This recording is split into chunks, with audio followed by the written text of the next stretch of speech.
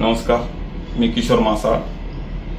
माननीय अजितदादा पवार यांच्याविषयी अजाणतेपणे नजरचुकीतून माझ्याकडून काही अपशब्दचा वापर झाला आणि त्यामुळे संपूर्ण महाराष्ट्रातील अजितदादा प्रेमी, राष्ट्रवादी काँग्रेस पार्टी परिवार आणि सर्वच बारामतीकर यांच्या भावना दुखावल्या आहेत आणि त्यामुळं मलाही अतिशय दुःख झालेलं आहे.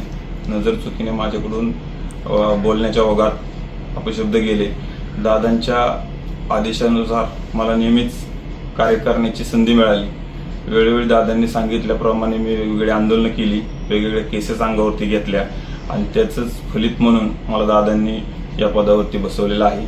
आणि ज्या पद्धतीने मी माझ्या थोडासा भावनेच्या भरात किंवा बोलण्याच्या ओघात बोलून गेलो आणि ते काय का बोलण्यात आलं तर मी माननीय पवार दादांच्या कुटुंबांशी जाऊन त्यांना त्याचा उलगडा करणार आहे आणि त्यामुळे ज्या भावना दुखावल्या आहेत म्हणून मी महाराष्ट्रातील जनतेचा, दादा प्रेमींचं, बारामतीकरांची जाहीर माफी मागतो.